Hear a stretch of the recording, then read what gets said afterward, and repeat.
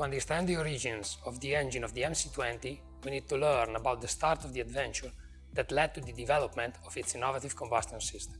The project began in 2015, linked to the pre-chamber technology developed for the F1 engines. A small team of colleagues designed and developed the prototype to evaluate the system potentials.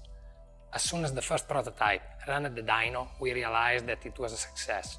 The enthusiasm used to present the data cannot be mistaken. The first test car with the new engine arrived 2 years later, to add the thrill of driving the new version to the initial enthusiasm.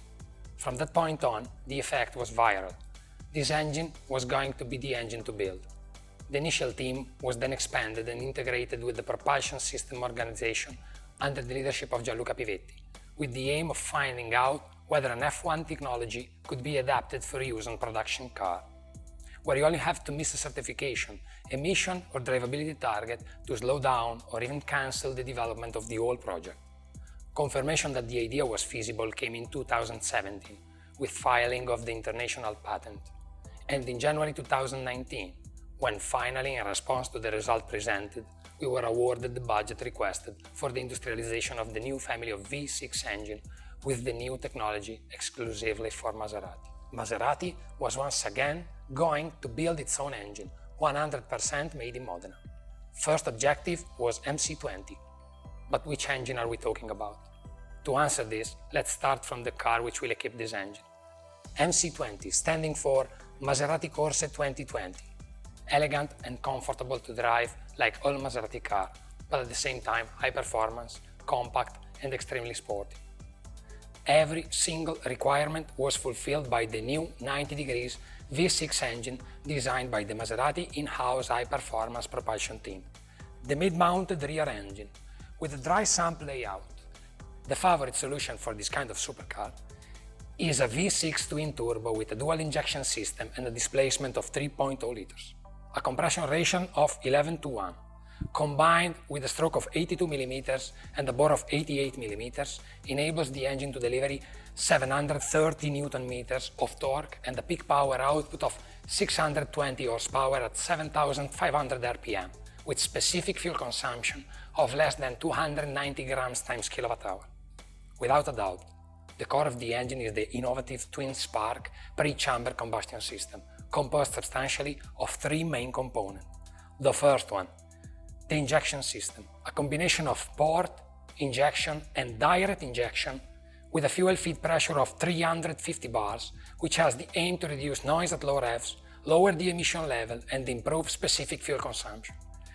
The second one, the pre-chamber, basically a combustion chamber placed between a central spark plug and the conventional combustion chamber, to which it's connected by a series of specially shaped holes. The last one is the side spark plug, a standard spark plug that provides backup to ensure smooth engine combustion in operating conditions when the use of the pre-chamber is not necessary. But let's take a more detailed look at the combustion.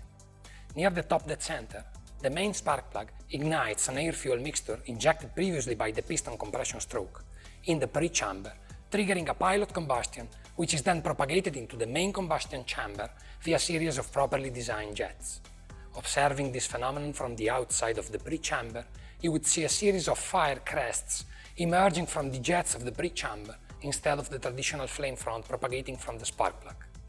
The tip of the crests will then trigger multiple ignition areas, providing much faster, more uniform, more efficient combustion than with a conventional gasoline engine. So to sum up, the benefits of the pre-chamber system are a more efficient combustion and a less tendency to knock. These enable us to achieve an impressive improvement in terms of efficiency, which can then be used, depending on the application, to increase the performances, to obtain a better fuel economy, or for a combination of the two. However, these advantages are nothing new for the expert in the field. Similar results have been achieved in the past on experimental engines, but their development has always been halted due to a series of problems with the combustion system itself. On the one hand, this provides the benefit already mentioned before, but on the other, it suffers from problems of instability at low loads and noise level that impair its potential for use on road cars.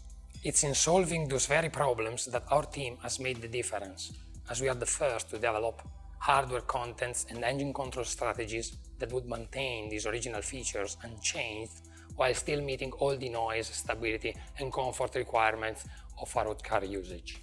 Team competencies and the high degree of integration between simulation and experimental test on system components enabled us to work efficiently during the engine design process to achieve our goals, finalize the development, and proceed with the product industrialization.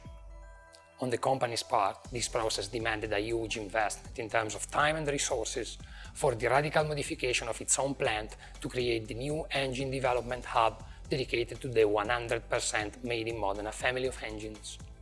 Here we are talking about a whole new set of engine dynos, emission test dynos, inertia test benches, workshop and engine assembly areas, right through the powertrain test bench, a special test area used to develop and fine-tune the powertrain control strategies directly on the car. Last but not least, the production line. With such high technology standards, it was natural to choose the historic Via Menotti plant as the production hub to maintain a direct link with the engineers who had done the development work since the first day.